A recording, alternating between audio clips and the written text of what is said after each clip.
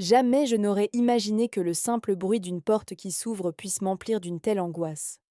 Non pas la peur du noir, ni celle de la solitude, mais ce cliquetis imperceptible de la serrure, si léger, et pourtant capable de nouer mon cœur dans une étreinte glaciale.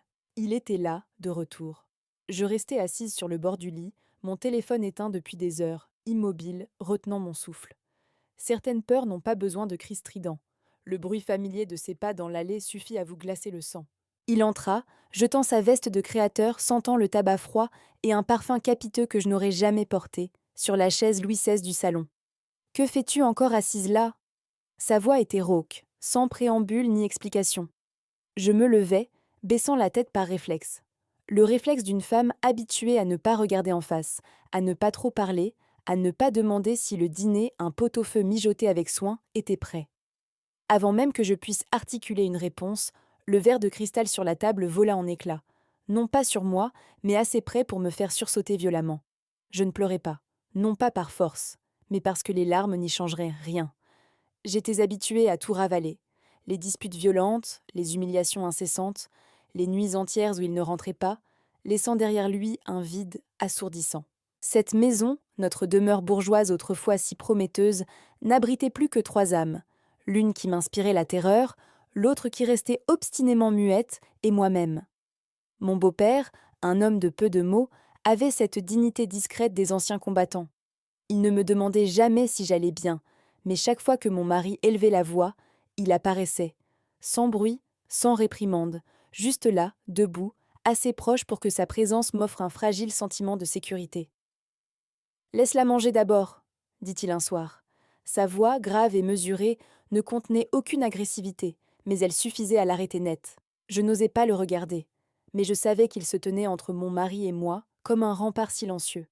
C'était une sensation étrange, comme si son dos, pas si large, pas si imposant, suffisait à me protéger, ne serait-ce que pour quelques instants précieux. Cette nuit-là, je m'étais recroquevillée, le dos tourné vers la porte de ma chambre, que je n'avais pas osé fermer à clé. J'entendis son léger cognement. Tu dors, ma petite? Trois mots à peine, doux comme une brise d'été. Je ne répondis pas tout de suite, la gorge serrée, une boule d'émotion m'empêchant de parler. J'ai laissé un peu de tisane de verveine, voilà, ça t'aidera à dormir. Il n'entra pas, ne jeta pas un œil, déposa juste la tasse fumante sur la commode et s'éloigna. Mais son odeur familière, ce mélange subtil de vieux tabac à pipe et de café fraîchement moulu, resta en suspens dans la pièce, une sorte de bouclier olfactif. Je tournai le visage vers le mur, mon cœur se calmait peu à peu. Pour la première fois de la journée, j'eus l'impression de pouvoir enfin respirer, de laisser l'air s'engouffrer dans mes poumons oppressés. Les jours suivants, rien ne changea vraiment en surface. Mon mari restait colérique, je demeurais silencieuse, chaque interaction étant une danse précautionneuse pour éviter l'explosion. Mais chaque fois que mes mains tremblaient en tenant un ustensile de cuisine, je sentais un regard dans mon dos. Pas un contact, pas un mot, juste une présence, discrète mais palpable, une sorte de filet de sécurité invisible. Une fois, il leva la main, son visage déformé par la fureur. Je fermai les yeux m'attendant à l'impact, mais la gifle ne vint pas. Ça suffit. La voix de mon beau-père résonna derrière moi, calme et impérieuse. Mon mari partit en grommelant, furieux, laissant derrière lui une tension palpable. Je restai là, tremblante de la tête aux pieds, incapable de bouger. Il ne me questionna pas, ne chercha pas à savoir si j'étais blessée, se contentant de murmurer « Va te reposer ». Cela sonnait comme un ordre, mais c'était un ordre qui, étrangement, me donna envie de pleurer. À partir de ce jour, je commençais à le remarquer davantage, à percevoir les infimes détails de son quotidien, la façon dont il préparait son café matinal, avec le même rituel immuable, le tintement délicat de la cuillère dans la tasse en porcelaine. La façon dont il alignait mes pantoufles en soie devant la porte de ma chambre, chaque matin, sans un mot. La façon dont il évitait de me fixer trop longtemps, tout en sachant toujours, par un sixième sens invisible, quand j'avais besoin d'aide. Certaines attentions, sans jamais effleurer la peau, sont pourtant capables de bouleverser l'âme bien plus que des mots. C'était un amour platonique, silencieux, mais d'une profondeur inattendue, une bouffée d'air frais dans l'étouffant silence de cette maison. Un après-midi pluvieux, typique de la Normandie, je me trouvais dans la cuisine. Mes mains étaient maladroites. L'eau débordait de la casserole où mijotait une soupe à l'oignon pour le dîner. Laisse-moi faire, dit-il en s'approchant d'un pas lent, mesuré. Il était si près que j'entendais sa respiration régulière, le doux grincement de ses vieux mocassins sur le carrelage ancien, et mon cœur manqua un battement. Je reculai d'un pas, mon dos frappant le mur froid et humide. Il se tourna vers moi, son regard s'attarda une seconde de plus que d'habitude. Ce n'était pas un regard d'homme vers une femme, ce regard brûlant de désir souvent perçu, mais celui de quelqu'un qui voyait ma peur, ma vulnérabilité, ma détresse silencieuse. « Ne t'inquiète pas, murmura-t-il. Ces 3 mots, cette fois, je ne sais pourquoi, enflammèrent ma poitrine d'une chaleur inattendue, comme une flamme vacillante prête à s'embraser. Cette nuit-là, je me tournais et me retournais sans cesse dans mon lit, non pas par peur de mon mari, dont l'absence était devenue une norme silencieuse, mais parce que je ne pouvais m'empêcher de penser à cette main qui n'avait pas touché la mienne, mais dont le souvenir me hantait, s'insinuant dans chaque recoin de mon esprit. Je me réprimandais. Arrête de fantasmer, tu es mariée, tu es une femme respectable. Mais les émotions ne se commandent pas. Dans cette maison oppressante, lourde de non-dits et de tensions latentes, la moindre parcelle de tendresse, d'empathie, suffisait à ébranler les fondations de ma raison, à faire vaciller mes certitudes. Je ne sais quand cela a commencé, mais chaque fois que j'entendais les pas feutrés de mon beau-père dans le couloir de marbre, mon cœur battait d'une autre façon, plus fort, plus intensément. Je me réveillais alors qu'il faisait encore nuit noire, le ciel d'un gris d'encre annonçant le lever du soleil. La maison était silencieuse, à l'exception du léger sifflement du vent s'engouffrant par les vieilles fenêtres à croisillon. La nuit dernière, j'avais encore rêvé. Je me perdais dans un long couloir infini, seul, à l'exception d'une silhouette silencieuse au bout, floue et insaisissable. Je courais vers elle, mes jambes étaient lourdes comme du plomb, je n'arrivais jamais à l'atteindre. Je me réveillais en sueur froide, la chemise de nuit collée au dos, et sortis discrètement de ma chambre, attiré comme un papillon par la lumière. La porte de la cuisine était entr'ouverte, laissant filtrer une faible lueur dorée, une promesse de réconfort. Dans cette cuisine provençale, mon beau-père était déjà là, préparant son café, comme chaque jour le parfum des grains torréfiés emplissant l'air. Il ne me demanda pas pourquoi j'étais debout si tôt, ne dit rien, mais souleva délicatement la bouilloire en cuivre et me tendit une petite tasse de café noir à l'italienne. « Il fait froid aujourd'hui, bois ça pour te réchauffer. » Je m'assis sur la chaise en bois sculpté, tenant la tasse entre mes mains, sentant la chaleur irradier mes paumes gelées. « Merci, murmurai-je, ma voix encore rauque de sommeil. Je n'étais pas habituée à ces mots de gratitude, ces gestes de sollicitude, mais ce matin, je ne sais pourquoi, ma gorge les avait laissés échapper, comme une libération inattendue. Peut-être parce que dans la froideur de la nuit, la moindre parcelle de chaleur rend l'âme plus vulnérable, plus perméable à la tendresse. Il me lança un regard furtif avant de replonger le nez dans son journal Le Monde. Personne n'ajouta un mot. Mais ce silence, étrangement, m'apaisait, me donnait une force nouvelle. J'aurais voulu rester ainsi indéfiniment, à boire mon café et à ne penser à rien, à personne, surtout pas à l'homme qui partageait ma vie. Mon mari était parti tôt ce matin-là, sans un mot désagréable, juste un marmonnement. « N'oublie pas de fermer la porte, je rentre pour le dîner. » J'y étais habituée. Les jours où il partait tôt étaient toujours les plus respirables, comme une trêve fragile dans une guerre silencieuse. Ces jours-là, seuls lui et moi habitions cette grande maison bourgeoise. Personne pour crier, personne pour jeter les objets, personne pour déverser sa colère. Je faisais le ménage en silence, préparais le repas, lavais la vaisselle. Tout était devenu routine, chaque geste mécanique, une chorégraphie apprise par cœur. Mais ce matin, quelque chose était différent. Tandis que je rangeais le linge propre, plié avec soin, mon esprit vagabondait, s'attardant sur des pensées interdites. La veille, près de lui dans la cuisine, j'avais eu le sentiment de n'être plus seulement une belle fille ayant besoin de protection, mais une femme à part entière, avec des désirs et des faiblesses. C'était un sentiment étrange, mêlé de gêne, de plaisir et de culpabilité, un mélange explosif. Je secouai la tête, me réprimandant. « Ne rêve pas, ce n'est pas ta place. Tu as tort. » Pourtant, tout mon corps s'embrasait, comme si quelqu'un venait de me murmurer un secret inavouable à l'oreille. Un secret qui me rongeait. Pour le déjeuner, j'avais préparé plus que d'habitude. Une blanquette de veau parfumée aux petites légumes de saison, une salade verte fraîche du jardin. Je ne savais pas qui allait manger, mais j'avais eu une impulsion soudaine d'en faire davantage, comme pour combler un vide abyssal. Il passa, s'arrêta et observa la blanquette mijoter doucement sur le feu. Vous avez fait beaucoup aujourd'hui?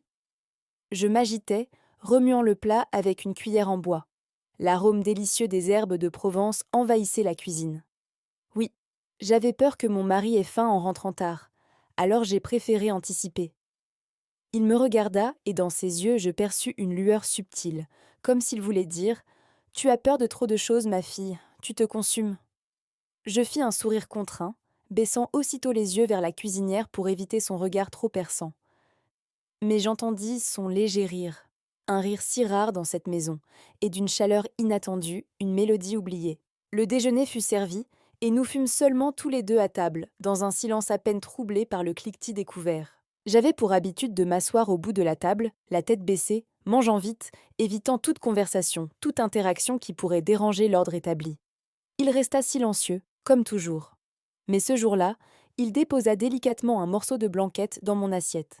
« Mange, ma fille, tu as tellement maigri. » Ce petit geste, si anodin en apparence, serra mon cœur d'une douleur douce, me rappelant la tendresse paternelle dont j'avais tant manqué.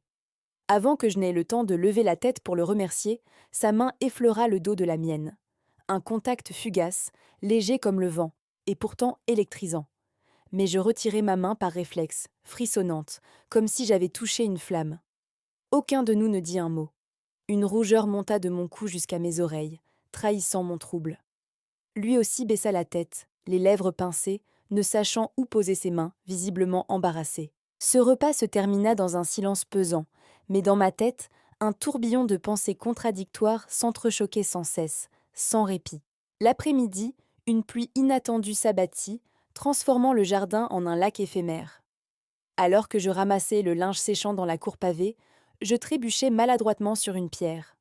Mon coude me brûlait, et tandis que je me débattais avec la douleur, il accourut aussitôt. Sans question, sans réprimande, il prit doucement mon poignet, son visage exprimant une inquiétude sincère.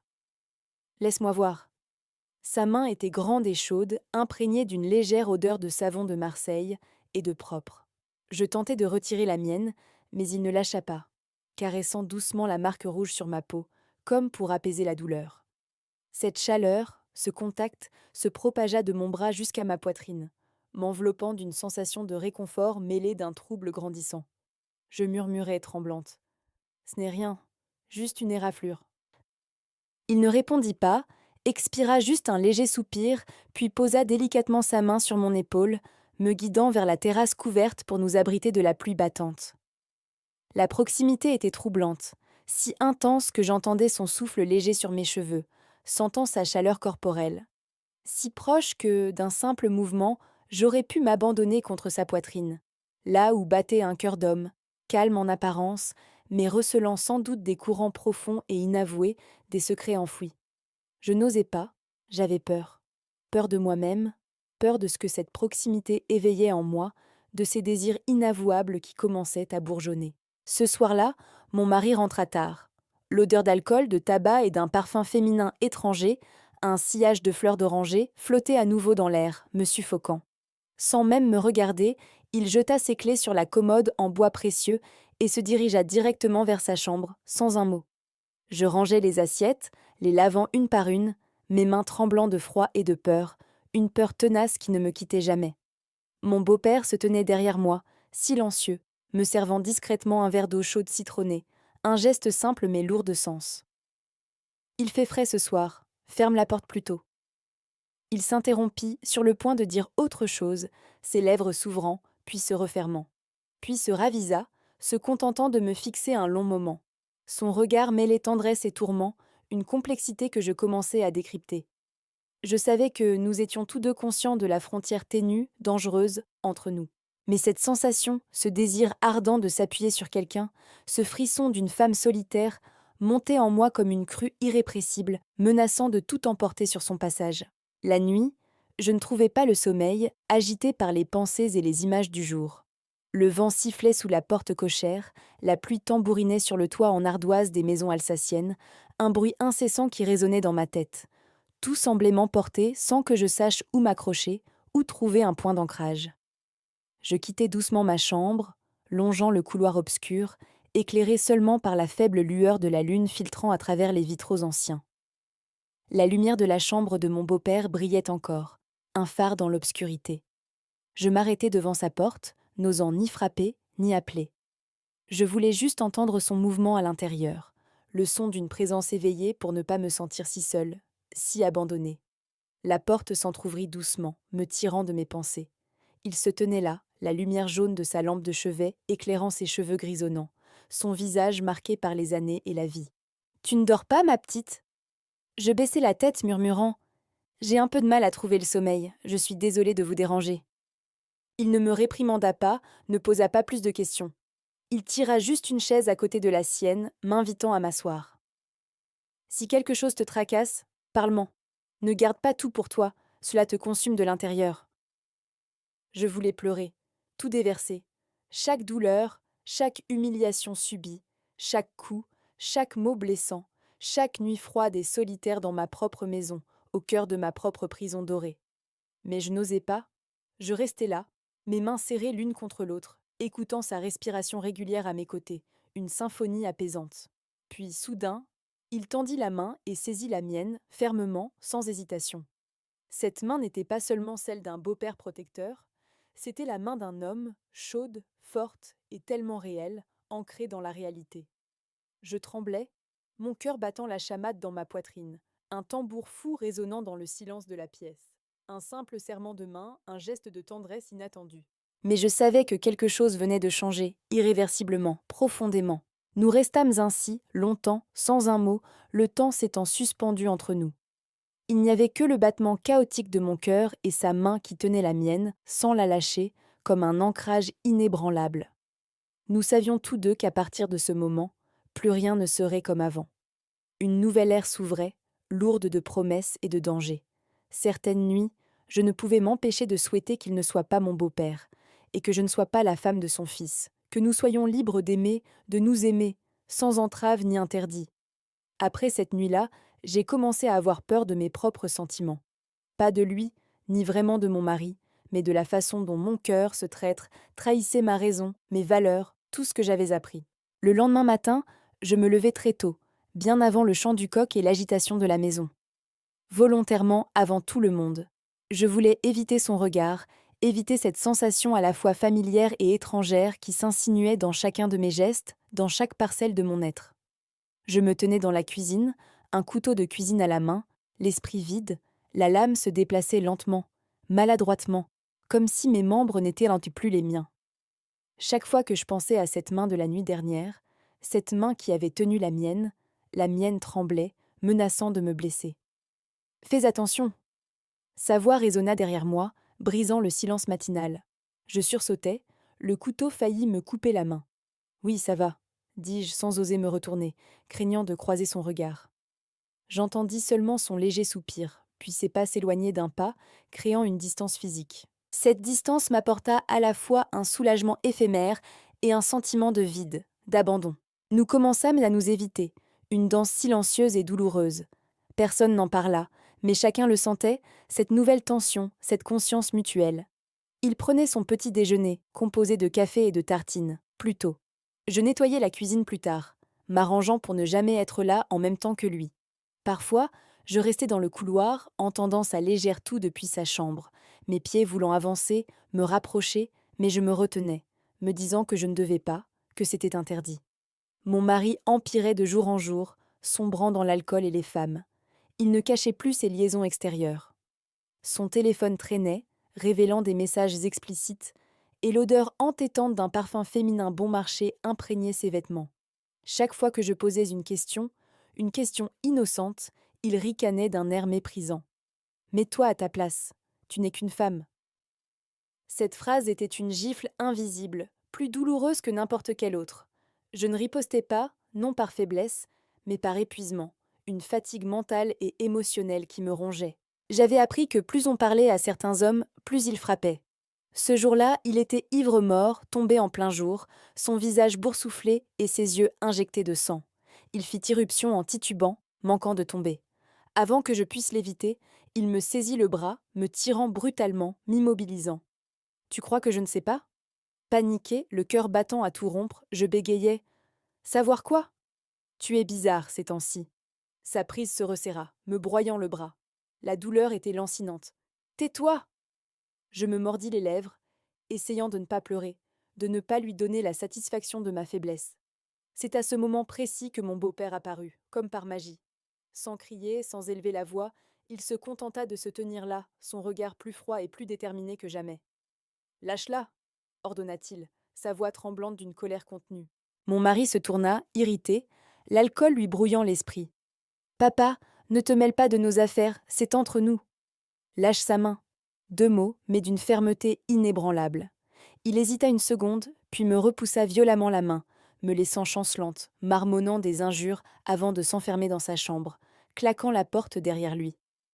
Je restai chancelante, mon corps comme une poupée de chiffon, les jambes coupées. Il s'approcha mais sans me toucher, juste assez près pour que je ne tombe pas. Va te reposer, ma petite. Sa voix était grave et rauque, mais empreinte d'une tendresse inattendue. Je marchais pas après pas, lourde. Mon dos était trempé de sueur froide. Une fois la porte de ma chambre refermée, je me permis enfin de pleurer, sans un son, les larmes coulant silencieusement le long de mes joues, un torrent amer. Cette nuit-là, j'eus de la fièvre. Pas très forte, mais suffisante pour me rendre étrangement lasse. Ma tête tournait, ma bouche était sèche, je me recroquevillais sous la couverture, mais j'avais toujours froid, malgré les couches de drap. Au milieu de ma torpeur, j'entendis frapper à la porte. Doucement, très doucement, presque une caresse. Tu peux ouvrir, ma petite? Je ne répondis pas. Non pas que je n'ai pas entendu, mais je n'en avais pas la force. La porte s'ouvrit. Il entra, tenant une serviette humide et un bol d'infusion de gingembre, me voyant recroquevillé comme un enfant perdu. Il soupira doucement. Assieds-toi. Sa voix était plus douce que d'habitude, une mélodie apaisante. Il m'aida à m'asseoir et cette fois, il n'évita pas le contact. Sa main se posa fermement derrière mon dos, un soutien solide. Je m'appuyai juste un instant, mais assez pour sentir que j'étais au bord de l'effondrement, prête à me briser. Il porta le bol à mes lèvres. Bois un peu, c'est chaud. Je bus de petites gorgées. L'infusion de gingembre était piquante, mais chaude, une chaleur réconfortante. La chaleur se répandait de ma gorge jusqu'à mon ventre, me réchauffant de l'intérieur. La distance entre nous était si faible que j'entendais clairement son rythme cardiaque, régulier et lent, en contraste total avec le battement désordonné du mien. Un métronome fou. Je levai les yeux vers lui. Son regard n'était plus celui d'un homme résigné. Il y avait en lui quelque chose de profond, de lourd, une intensité que je n'avais jamais perçue auparavant. Ne supporte pas ça seule plus longtemps. Ces mots me brisèrent. Je fondis en larmes, incapable de les retenir, un déluge inattendu. Je m'accrochai à sa chemise comme à une bouée de sauvetage au milieu de la tempête. Je suis si fatiguée. Ma voix se brisa, se perdant dans un sanglot. Il ne dit rien, posa juste sa main sur ma tête, sans caresser, simplement là, comme une permission tacite de m'abandonner. Je pleurai longtemps, déversant des années de douleur et de solitude. Lorsque les sanglots s'apaisèrent, je réalisai que j'étais assise sur ses genoux, mon corps frêle contre le sien. Non pas serré dans ses bras, non pas étreinte passionnément, mais juste appuyée contre lui, et il me laissait faire, me tenant, me protégeant. Un instant si fragile, si précieux, que le moindre mouvement aurait pu tout briser, anéantir cette bulle de tendresse. Je voulus me lever, mais mes jambes étaient molles, sans force, et il ne me lâchait pas. Nous restâmes ainsi, silencieux mais non plus distants, nos âmes se reliant dans ce moment intime. Je sentais son odeur familière, celle d'un homme qui avait traversé une vie d'endurance, de labeur, pas forte, pas agressive, juste réelle, authentique. Une chaleur intense monta dans ma poitrine, me brûlant de l'intérieur. Paniqué, je le repoussai doucement. Je suis désolée. Il se raidit, puis lâcha ma main lentement. Ce n'est rien, dit-il d'une voix neutre. Mais je savais que nous comprenions tous deux que quelque chose avait dépassé les limites de l'acceptable, l'instant d'avant, quelque chose de dangereux et d'irréversible s'était produit. Ces émotions entremêlées m'étouffaient, me privant d'air. Après ce jour, il m'évita davantage, rétablissant une distance de sécurité. Il n'entrait plus dans ma chambre, ne restait plus seul avec moi, veillant à ne jamais transgresser cette frontière invisible. Quant à moi, chaque fois que je voyais son ombre passer dans le couloir, mon cœur tressautait, une douleur aiguë et délicieuse m'envahissant. Je lui étais reconnaissante pour sa protection, mais je le désirais aussi, un désir inavouable, et j'avais peur de moi-même, de mes propres faiblesses. Ces émotions entremêlées, faites de gratitude, de désir et de peur, m'étouffaient. Certaines nuits, allongée dans mon lit, j'entendais sa légère toux dans la pièce voisine. Je voulais juste courir le voir et lui poser une simple question. « Tu es fatigué ?» Mais je n'osais pas, car je savais que si je franchissais ce seuil, je ne pourrais peut-être plus jamais revenir en arrière, que je serais perdue à jamais. Un soir tard, mon mari n'était pas rentré comme souvent. La maison n'était plus habitée que par nous deux, un silence lourd pesait sur nos âmes. Une coupure d'électricité plongea tout dans l'obscurité la plus totale, un noir d'encre qui engloutissait tout. Seule la petite lampe de poche qu'il tenait à la main nous éclairait, un mince filet de lumière vacillant. « Tu as peur du noir ?» J'acquiesçais, surprise par ma propre sincérité, par cette vulnérabilité soudainement exposée. Il me tendit la lampe. « Tiens, je suis là, ma petite. » Un simple mot. Mais dans l'obscurité, là où toutes les frontières s'estompent, où les interdits se dissolvent, je réalisais que ce que je craignais le plus n'était pas la nuit elle-même, mais que la lumière revienne, et que je n'ai plus aucune raison de me tenir si près de lui, dans cette bulle protectrice.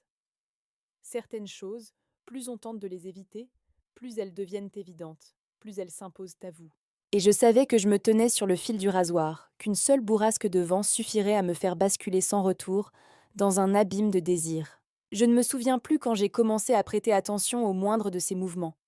Non par curiosité, non par espionnage, mais parce que j'attendais. J'attendais le bruit lent de ses pas dans le couloir de marbre, sa légère toux chaque matin. J'attendais même ces silences qui, s'ils venaient à manquer, me laissaient un vide immense, une solitude insupportable. Nous continuions à vivre sous le même toit, dans cette grande bâtisse bourgeoise, mais plus rien n'était comme avant. Quelque chose avait changé, s'était profondément altéré. Il maintenait ses distances, et moi aussi, mais plus j'essayais de m'éloigner, plus je me sentais désaccordée, comme une fausse note dans une symphonie. Pendant certains repas, nous étions assis l'un en face de l'autre, n'osant pas nous regarder, les yeux rivés sur nos assiettes. La fourchette touchait l'assiette en porcelaine si doucement, et la cuisine était si silencieuse que j'entendais le battement désespéré de mon propre cœur dans ma poitrine. Mon mari restait le même, indifférent, égoïste, partant tôt, rentrant tard, considérant cette maison comme un simple hôtel où il pouvait dormir et se sustenter. Certains jours, il ne rentrait pas. D'autres, il revenait pour repartir aussitôt, sans un mot, sans un regard. Je m'étais habituée à ne rien attendre de lui, à ne plus espérer. Mais je n'étais pas habituée à attendre quelqu'un d'autre, à espérer une autre présence. Un après-midi, je fus prise de violentes crampes d'estomac, une douleur aiguë qui me plia en deux. Je ne savais pas si c'était dû à ce que j'avais mangé ou au stress accumulé depuis des mois. Je me pliai en deux, la sueur perlait sur mon front, brouillant ma vision. Mon mari n'était pas là, comme toujours. J'hésitais à l'appeler, mon téléphone tremblait dans ma main, incapable de composer son numéro. J'hésitais longuement. Finalement, je lui envoyai un bref message, ces quelques mots me coûtant une énergie folle.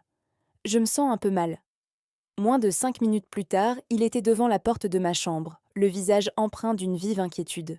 « Vous avez très mal ?» Sa voix était grave, plus pressante que d'habitude. J'acquiesçais, incapable d'en dire plus, ma gorge serrée par la douleur. La douleur me faisait tourner la tête. Il ne posa pas d'autres questions, se contenta de se pencher pour m'aider à me lever, ses gestes empreints d'une douceur inattendue. Cette fois, il n'hésita pas. Son bras s'enroula autour de ma taille, fermement, solidement. Je m'agrippai à lui, mon corps tout entier mou et sans force. Il me conduisit au canapé du salon, me rapporta de l'eau chaude citronnée, des médicaments pour apaiser mes maux. Chaque geste était précis, familier, comme s'il avait fait cela des centaines de fois dans sa vie, mais jamais pour moi. « Buvez, dit-il. » Je bus. Ma gorge était sèche, mes mains tremblaient encore. Il s'assit à côté de moi. Pas trop près, mais suffisamment pour que je sente la chaleur émanant de son corps, une chaleur protectrice et réconfortante. La douleur s'apaisa peu à peu, mais un autre sentiment vague et indéfinissable montait en moi, un mélange d'attirance et de culpabilité. « Vous vous sentez mieux ?»« Oui, un peu. » Je regardais mes mains posées sur mes genoux, et elles me semblèrent soudainement vides, comme si quelque chose d'essentiel me manquait. Je ne savais pas ce que j'espérais, seulement que je ne voulais pas qu'il se lève, qu'il s'éloigne de moi, Il resta silencieux un instant, puis murmura : « Il n'y a pas toujours besoin de tout supporter seule, ma fille. » Cette phrase, sans être lourde, sans être un reproche, toucha ma corde sensible, faisant vibrer une émotion profonde en moi. Je détournai le visage, mordant mes lèvres, essayant de ravaler ce qui montait en moi, une vague d'émotions incontrôlables. Mon cœur battait plus vite, plus fort. À partir de ce jour, il ne m'évita plus autant qu'avant, sans pour autant se rapprocher excessivement.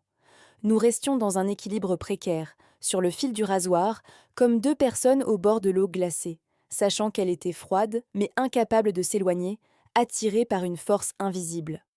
Une fois, alors que je cuisinais une tarte tatin, il se tint à mes côtés, l'épaule effleurant la mienne, à peine.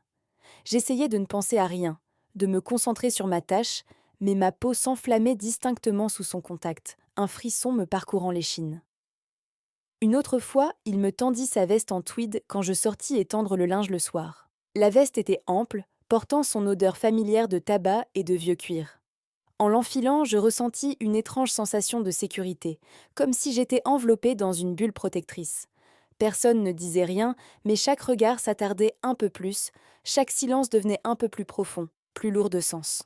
Une nuit, sous une pluie battante et un orage violent, mon mari ne rentra pas. Les éclairs et le tonnerre me faisaient sursauter sans cesse, me plongeant dans une angoisse enfantine. J'avais peur du tonnerre depuis l'enfance, mais je ne l'avais jamais dit à personne, gardant cette peur secrète.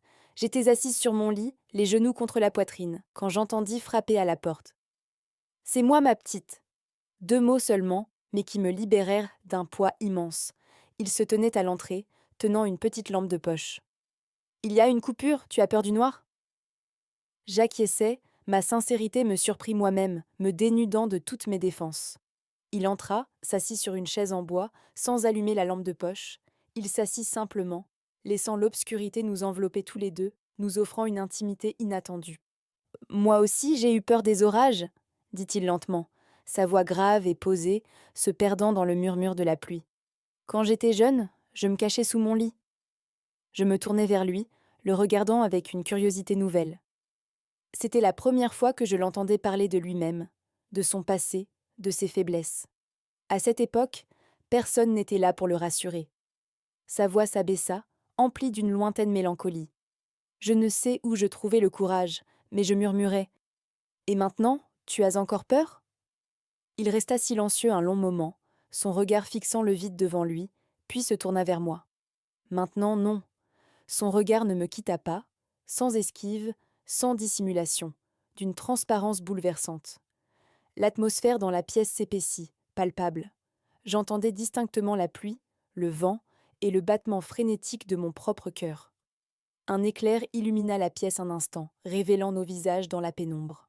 Dans ce bref instant, je vis clairement chaque ride au coin de ses yeux, chaque mèche grise de ses cheveux, et un regard si authentique, si humain, si vulnérable. Je tremblais. Il tendit la main, l'arrêtant en l'air, comme s'il me posait une question muette, attendant ma permission. Je ne répondis pas par des mots. Je me rapprochai juste un peu, un geste presque imperceptible. Sa main se posa sur la mienne, sans serrer, sans tirer, juste là, chaude et ferme, un contact rassurant. Tout mon corps se tendit, mais non par peur. Car je savais que si, à ce moment précis, je retirais ma main, tout pourrait redevenir comme avant, cette vie d'ennui et de solitude. Mais je ne le fis pas. Je la laissai là, acceptant ce contact, cette connexion. Nous restâmes ainsi longtemps, sans un mot, mais chaque souffle portait une émotion indéfinissable. Pas un désir charnel brut, non, mais une soif de proximité, de compréhension, d'être soi-même, enfin libre et accepté. Le lendemain matin, je me levai tard, l'esprit lourd, embrumé par les événements de la nuit. Je n'avais pas beaucoup dormi. Il était parti tôt, et sur la table de la cuisine, il avait laissé un bol de porridge encore chaud, préparé avec des fruits rouges, accompagné d'une petite note manuscrite. « Mange pour reprendre des forces. » Juste ça. Je m'assis, mangeant chaque cuillerée de porridge, le cœur chamboulé, une explosion d'émotions contradictoires. Je ne savais plus où j'allais, quelle direction prendre, seulement que je ne pouvais plus rester immobile, inactive. Mon mari rentra à la maison ce midi-là. Me voyant, il me lança un regard scrutateur, méfiant. « Tu es étrange ces temps-ci. Il s'est passé quelque chose à la maison ?» Je ne répondis pas, trop lasse pour me disputer, pour justifier mon existence. Je levai la tête, le regardant droit dans les yeux, pour la première fois depuis si longtemps. Sans un mot, mais avec une détermination silencieuse, une force nouvelle. Il fronça les sourcils, mais n'ajouta rien. Peut-être qu'il ne s'en souciait même plus, trop pris par ses propres affaires. L'après-midi, je le croisai dans la cour, alors qu'il taillait ses rosiers. Nos regards se rencontrèrent l'espace d'une seconde, mais nous comprîmes tous deux. La nuit dernière n'était pas un rêve, ce n'était pas le fruit de mon imagination. Il hocha la tête, un avertissement silencieux. Nous devons être prudents, ma fille. Le danger rôde. J'acquiesçai à mon tour, une angoisse nouvelle s'installant en moi. Mais en moi quelque chose avait commencé à brûler. Lentement, silencieusement, difficile à éteindre. Je ne savais plus où se trouvait la limite, cette ligne rouge que je ne devais pas franchir. Je savais seulement que je m'en étais dangereusement rapproché, flirtant avec l'interdit. Je commençais à vivre dans un état d'apnée, retenant mon souffle à chaque instant, non pas par peur d'être découverte, mais par peur de moi-même, de céder avant l'heure, de laisser mes désirs prendre le dessus. Après cette nuit de pluie, tout dans cette maison continua comme avant, en apparence. Les repas étaient toujours servis pour trois. La télévision diffusait son flot ininterrompu de paroles, de nouvelles, de divertissements. Mon mari continuait à lâcher des phrases sèches, me lançant parfois un regard glacial, un regard vide de tout sentiment. Seul moi avait changé, profondément, irréversiblement. J'entendais tous les sons plus clairement, chaque craquement de bois, chaque goutte d'eau. J'observais chaque mouvement plus attentivement, chaque geste de lui, chaque expression de son visage. Et je ressentais chaque silence plus profondément, chaque non-dit résonnant en moi. Il ne m'évitait plus, mais il ne faisait pas non plus un pas de plus, un pas vers l'interdit. Nous étions comme deux personnes qui partageaient un secret enfoui, un secret dangereux, mais qui avaient choisi de le garder enfoui, de ne pas le révéler. Parfois, debout dans la cuisine, le dos tourné, j'avais la sensation d'être observée, d'avoir ses yeux sur moi. Pas besoin de me retourner, je savais que c'était lui. Ce regard ne m'effrayait pas, au contraire, il me faisait monter une chaleur dans le dos. Mon cœur ralentissait, apaisé. Je ne me retournais pas, et il ne disait rien. Ce silence était plus lourd que n'importe quel mot, plus éloquent que n'importe quelle déclaration. Mon mari rentrait de moins en moins souvent. Parfois, il passait juste prendre des affaires et repartait, sans un regard, sans un mot. D'autres fois, il rentrait tard et s'écroulait de sommeil, sans même me poser une question, sans se soucier de ma présence. Je n'étais plus triste comme avant, je n'attendais plus son retour. Peut-être parce qu'une autre chose avait pris sa place dans mon cœur, une autre présence, une autre attente. Un soir, il s'emporta parce que le dîner était froid. Un simple plat de gratin dauphinois pas assez chaud le fit exploser de rage. Quel genre de femme es-tu? Tu es bonne à rien. Je baissai la tête, sans répondre, me résignant à mon sort. J'entendis le bruit d'une chaise violemment tirée, puis les pas familiers de mon beau-père. Ça suffit. Sa voix résonna, grave et ferme, mettant fin à la scène. Mon mari se retourna, irrité, l'œil mauvais. Papa, tu la défends toujours. Tu es toujours de son côté. Il ne répondit pas, le regarda droit dans les yeux. Va prendre l'air pour te calmer, mon fils. Tu es au bord de l'explosion. Il me jeta un regard noir avant de partir en trombe. La porte se referma avec un claquement qui me fit sursauter, mais la peur s'était envolée. Je restai là, les mains tremblantes. Il ne dit rien, se tint juste à côté de moi un instant, puis murmura « Tu n'as pas à avoir peur. » Juste ça. Mais cette phrase dénoua un nœud dans ma poitrine, une tension accumulée pendant des années. Je détournai le visage, me mordant les lèvres, essayant de ravaler ce qui montait en moi, un flot de larmes libératrices. Cette nuit-là, je ne dormis pas, non pas par peur que mon mari rentre, mais parce que cette phrase me hantait. Tu n'as pas à avoir peur. Et si je n'avais plus peur, que me resterait-il? Qui serais-je? Je m'aventurai dans le couloir. La lumière de la chambre de mon beau-père était encore allumée. Je restai longtemps devant la porte, ma main posée sur le mur froid. Je ne frappais pas. Je restais juste là, comme si la simple proximité, la simple présence suffisait à me rassurer. La porte s'ouvrit. Il me regarda, un peu surpris. « Tu ne dors pas encore ?» Je secouai la tête, incapable d'articuler un mot. Il s'écarta, me proposant d'entrer, pour ne pas prendre froid dans le courant d'air. J'entrai dans sa chambre, sobre et ordonnée. Tout portait la marque d'un homme habitué à vivre seul, à la simplicité, à l'ordre. Je m'assis sur une chaise, mes mains posées sur mes genoux, ne sachant où les mettre, mal à l'aise dans cette intimité nouvelle. Je n'arrive juste pas à dormir. Il hocha la tête, sans poser d'autres questions.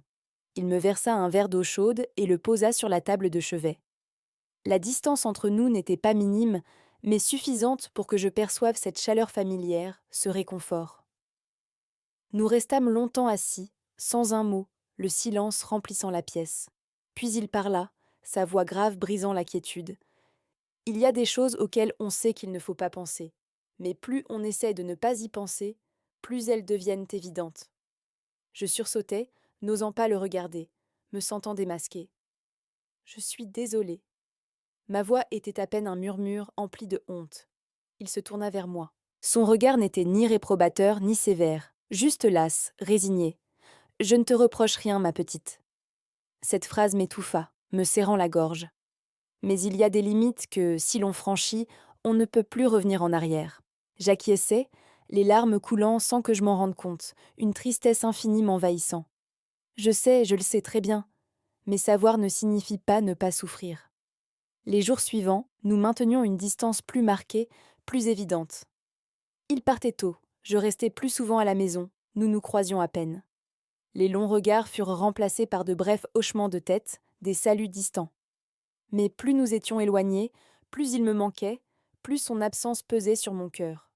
Parfois, debout dans la cuisine, j'entendais sa toux dans la cour, et mes mains s'arrêtaient net, une envie irrépressible de courir vers lui me submergeant.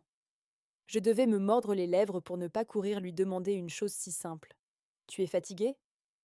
Je commençais à comprendre que ce qui me rendait faible n'était pas le désir charnel, mais la tendresse prolongée, cette douceur qui s'était insinuée en moi.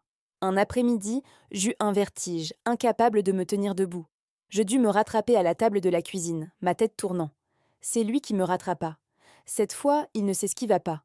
Son bras s'enroula autour de ma taille, très vite, très sûrement, comme un réflexe inné. Nous restâmes proches, l'espace d'une brève seconde, nos corps se touchant, nos souffles se mêlant. J'entendis clairement son rythme cardiaque. Pas rapide, mais lourd, profond. Il me relâcha aussitôt. « Asseyez-vous » dit-il, sa voix plus grave que d'habitude, pleine d'une autorité douce. Je m'exécutai. Personne n'ajouta un mot.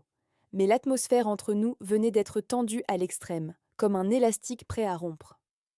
Cette nuit-là, je fis un rêve. Je me tenais devant une porte en bois sombre, sachant que l'ouvrir serait une erreur fatale. Mais ma main était déjà posée sur la poignée, incapable de reculer, comme aimantée. Je me réveillai, mon oreiller était mouillé de mes larmes silencieuses. Je savais que je ne pouvais pas continuer ainsi indéfiniment, que quelque chose devait changer. Un matin, alors que mon mari était absent, j'allais le trouver, rassemblant tout mon courage, mon cœur battant la chamade. Je me tins devant lui, les mains jointes. « Papa, si je pars, seras-tu fâché ?» Il se figea, son visage se durcissant. « Partir où, ma petite ? Je vais retourner chez ma mère pour un temps, pour réfléchir. » Ayant prononcé ces mots, mon cœur battait à se rompre, une douleur aiguë m'envahissant. Il resta silencieux un long moment, son regard ancré dans le mien, puis hocha la tête d'un mouvement lent. « Va. Là-bas, tu respireras mieux, tu trouveras la paix. » Sa voix était calme, mais je vis sa main se serrer légèrement, trahissant une émotion cachée. Je me détournai, n'osant plus le regarder, craignant qu'un simple regard ne me prive de la force nécessaire pour quitter cette maison, cette prison. Le jour où je fis mes valises, une petite malle en cuir, il ne m'aida pas, se contentant de rester sur le seuil de la porte, son visage empreint de tristesse. Je tirai ma valise vers la porte, m'arrêtai, me retournai et le remerciai. « Pour tout, papa, pour tout. » Il me regarda, son regard était profond et triste, une douleur silencieuse s'y lisait. « J'ai juste fait ce que je devais faire, ma petite, rien de plus. » J'acquiesçai, m'inclinai et partis, sans un regard en arrière. Quand la porte se referma derrière moi, je me permis de pleurer, un déluge de larmes libératrices. Je ne savais pas si j'avais bien fait ou non, si ma décision était la bonne. Je savais seulement que si j'étais restée plus longtemps, un jour, je n'aurais peut-être plus eu la force de m'arrêter, de résister à l'attraction, et cela aurait causé plus de douleur à tous, une destruction généralisée. Je partis de cette maison. Mais certaines choses, je les emportais en moi, dans les replis de mon cœur, et je savais que peu importe la distance parcourue, ces sentiments ne disparaîtraient jamais. il resterait à jamais gravé en moi. La maison de ma mère m'accueillit avec l'odeur familière du bois brûlé dans la cheminée et son soupir, un soupir de soulagement et d'inquiétude. Tu es rentré? Un seul mot. Pas de questions, pas de reproches, mais j'y entendais toute une angoisse inexprimée, une inquiétude maternelle profonde. J'acquiesçai, posai ma valise dans l'entrée. La maison était petite, les plafonds bas, mais l'air y était respirable, léger, comme une bouffée d'oxygène. La première nuit, je dormis d'une traite, sans rêve, sans sursauter au bruit de la porte, sans tendre l'oreille pour entendre des pas dans le couloir, le sommeil réparateur. Au réveil, je m'assis et regardai le soleil filtrer à travers la fenêtre à carreaux, me demandant: est-ce donc ça, une vie normale, une vie paisible? Mais cette paix ne dura pas, car une fois que tout autour s'était calmé, ce que je portais en moi commença à se manifester, à refaire surface, à réclamer son dû. J'essayais de ne pas penser à lui. Vraiment, je m'efforçais de l'oublier. Je m'occupais à aider ma mère à cuisiner, à faire le ménage, à aller au marché pour acheter des produits frais. Je me disais que j'avais bien agi, que partir était nécessaire, que rester n'aurait fait que franchir toutes les limites, toutes les barrières. Mais certaines habitudes refusaient de disparaître, elles étaient ancrées en moi. Je préparais toujours mon café le matin, posant encore un verre de trop sur la table, un automatisme inconscient. Et je tournais inconsciemment la tête quand j'entendais une voix d'homme grave dans la ruelle, pour réaliser avec un pincement au cœur que ce n'était pas lui. Le soir, quand ma mère dormait profondément, je restais allongée, fixant le plafond blanc, écoutant le cri des grillons dans la nuit. C'est à ce moment-là que je me permettais de penser, de rêver, de me laisser aller. Penser à son regard quand je traînais ma valise vers la porte, à son hochement de tête impassible, et à la question de savoir s'il était assis seul dans cette maison, avec des repas froids et solitaires, comme moi autrefois. Cette pensée me serrait le cœur, me tordant les entrailles. Mon mari m'appela le 3e jour, sa voix familière et irritée me ramenant à la réalité. « Où es-tu passé ces derniers jours? Rentre à la maison. » Rentrer chez maman pour faire quoi? Je restai silencieuse un instant, puis dis très lentement: « Je suis fatiguée. » Il ricana, ce rire méprisant que je connaissais si bien. « Tu recommences tes simagrées, tes caprices. » Je ne discutais pas, me contentant de dire: « J'ai besoin de temps, de solitude, de réfléchir. » Il jura quelques mots, puis raccrocha, claquant le téléphone. Je restai là, hébétée, figée. Pour la première fois, je n'eus pas peur, juste un sentiment de vide abyssal. Je savais que pour lui, je n'étais plus un sujet de préoccupation, qu'il m'avait relégué aux oubliettes. Une semaine passa. La vie chez ma mère était si paisible, si tranquille, si ordinaire que j'avais l'impression de vivre une vie qui n'était pas la mienne, une vie empruntée. Tout était juste, tout était sûr, mais il manquait quelque chose, d'une nature indéfinissable, une étincelle, une passion. Cet après-midi-là, alors que j'étendais le linge derrière la maison, j'aperçus soudain une silhouette devant le portail en fer forgé. Mon cœur rata un battement, l'espoir me submergeant. Ce n'était pas lui, juste un voisin. Je soufflais, à la fois soulagée et déçue, une amertume me saisissant. Je commençais à reconnaître une vérité que je refusais d'admettre, une vérité douloureuse. Il me manquait, non pas d'une manière charnelle, non pas d'un désir physique, mais comme on manque un refuge, un lieu qui m'avait offert un sentiment de sécurité, de protection, d'appartenance. Et c'était cela, le plus effrayant, le plus dangereux. Ce soir-là, je reçus un message. Une seule ligne. « Tout va bien de ton côté ?» C'était son numéro, son écriture. Je fixai l'écran longtemps, mon téléphone tremblait légèrement dans ma main, trahissant mon agitation. J'avais pensé que je ne répondrais pas, que le silence était la meilleure option, que tout devait s'arrêter là, que je devais l'oublier. Mais finalement, je tapais, mes doigts hésitant sur le clavier. « Oui, ça va bien. Et vous ?»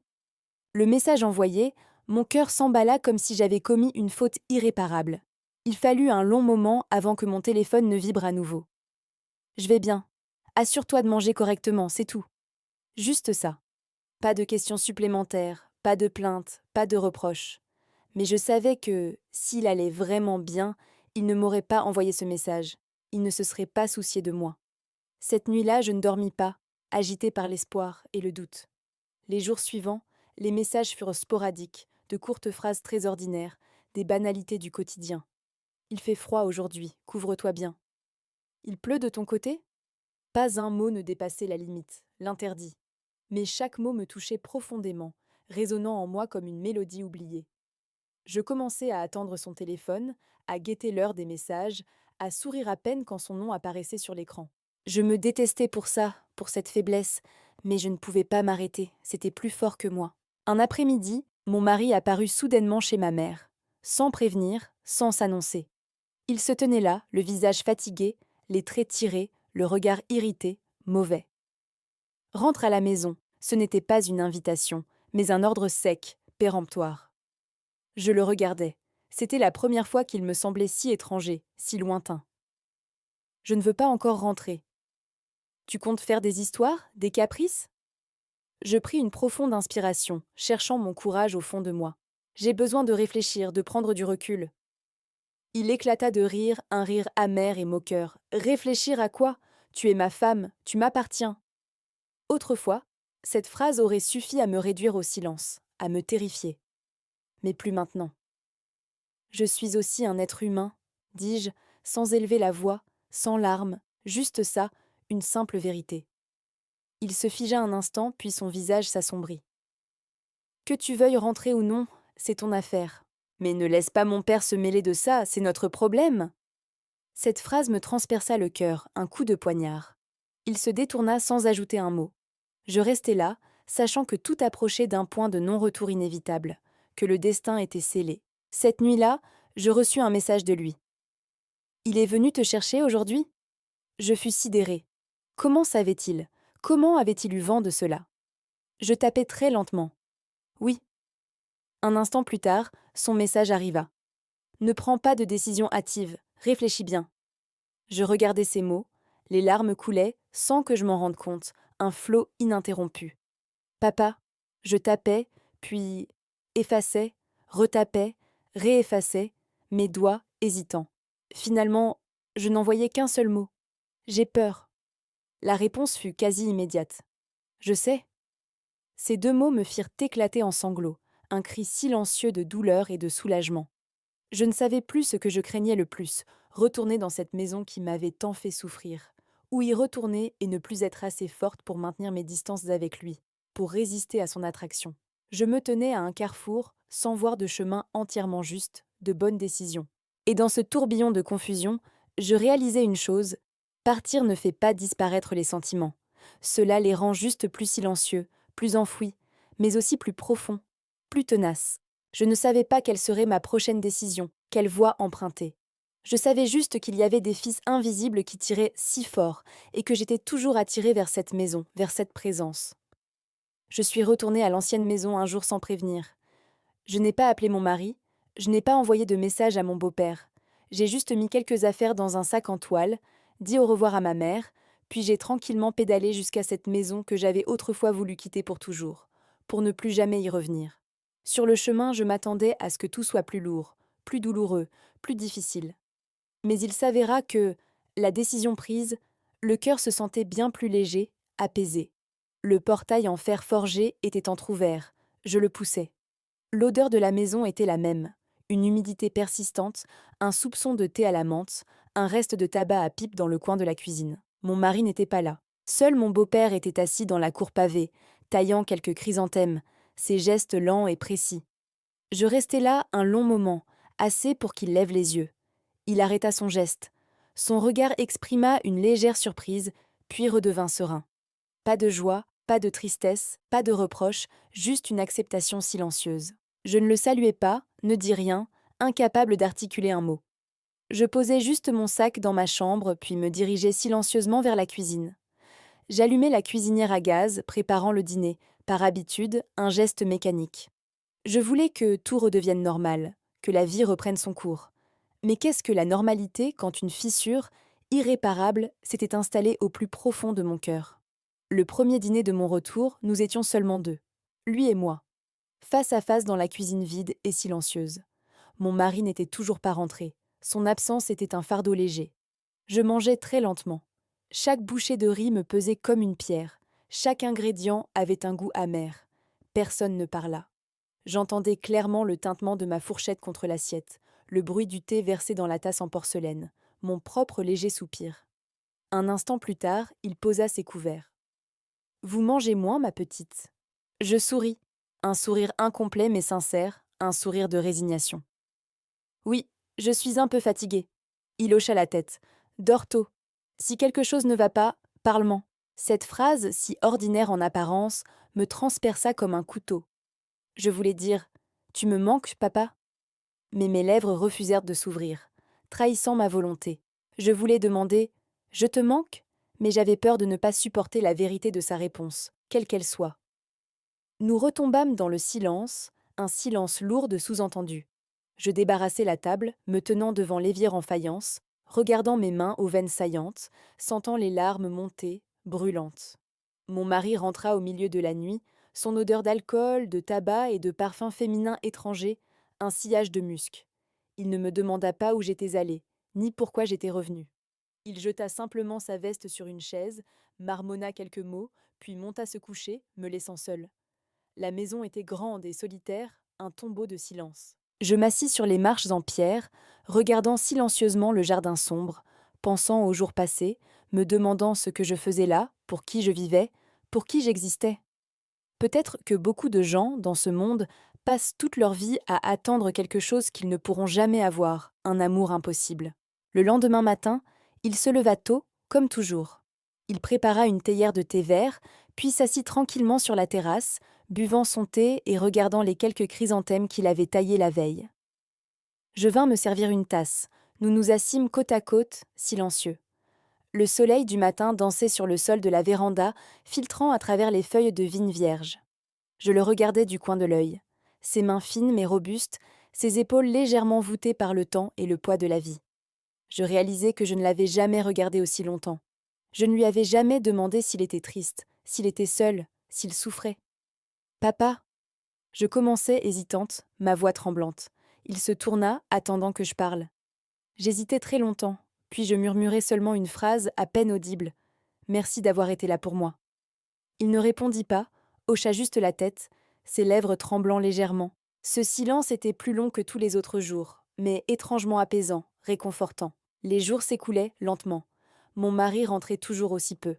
Mon beau-père et moi gardions nos rôles, une belle-fille et son beau-père. Mais entre nous, il y avait un langage tacite, que seuls ceux qui ont frôlé les limites de leurs émotions peuvent assez comprendre, un lien invisible. Le soir, je préparais le thé, posant un verre supplémentaire à côté, une habitude devenue sacrée. Il buvait comme d'habitude, sans poser de questions, acceptant ce geste. Une fois la cuisine rangée, je restais longtemps dehors, dans la cour, écoutant le chant des grillons, sentant le froid pénétrer ma peau. Un instant plus tard, il vint se tenir à mes côtés. Sans parler, sans toucher, nous regardions ensemble au loin, vers l'horizon. Son souffle se mêlait au vent. Je me rapprochai un peu, par habitude, par instinct. Il ne recula pas, ne s'approcha pas non plus. Cette distance était aussi ténue qu'un souffle, mais étrangement sécurisante, protectrice. Parfois, mon mari rentrait tôt, mangeait en silence, puis montait se coucher. Toute la famille était comme trois fantômes vivant ensemble, chacun enfermé dans son propre monde, sa propre prison. Je recommençais à faire de petites choses pour lui. Recoudre ses chemises déchirées, préparer les soupes qu'il aimait, la soupe de légumes ou la crème de champignons, poser ses pantoufles devant sa chambre. Il ne me complimentait jamais, mais je voyais dans ses yeux une douceur silencieuse, une gratitude contenue. Plus de contacts furtifs, plus de regards brûlants. Juste de petits gestes, discrets et profonds, qui en disaient plus que n'importe quel mot. Un soir, alors que j'avais mal à la tête, il déposa sur la table de ma chambre un sachet d'herbes médicinales, de l'armoise. Sans un mot, il l'avait juste glissé sous la porte. Je souris, les larmes coulant à flots, une émotion douce, amère m'envahissant. Je ne savais plus où était la limite. Peut-être l'avions-nous franchie il y a longtemps, mais maintenant, nous savions comment revenir, comment garder notre part d'humanité, notre dignité. Mais peut-être, dans un autre monde, dans une autre vie, lui et moi avions-nous été deux êtres ordinaires. Un homme, une femme, libres d'aimer sans se cacher, sans souffrir, sans culpabilité. À chaque fois que nos regards se croisaient, une étincelle s'allumait, une connexion silencieuse. La dernière nuit de l'hiver, je m'assis pour écrire dans mon journal intime. La lumière jaune de ma lampe projetait mon ombre sur le mur, solitaire et si réelle. J'écrivais. Merci pour ces quelques mois où j'ai pu être moi-même, où j'ai pu ressentir des émotions vraies. Même si ce fut bref, même si ce ne fut pas complet, Ce fut vrai jusqu'à la moelle, jusqu'au plus profond de mon être. Je sais que je ne lui dirai probablement jamais à quel point je l'ai aimé. Mais il le sait, je le sais, et c'est tout ce qui compte. Le lendemain, je remis de l'ordre en toutes choses et continuai à vivre. À vivre comme une épouse silencieuse, une belle fille attentive, une femme ayant connu toutes les nuances de l'amour et de la perte. À l'extérieur, je me fondais dans le monde, me conformant aux attentes.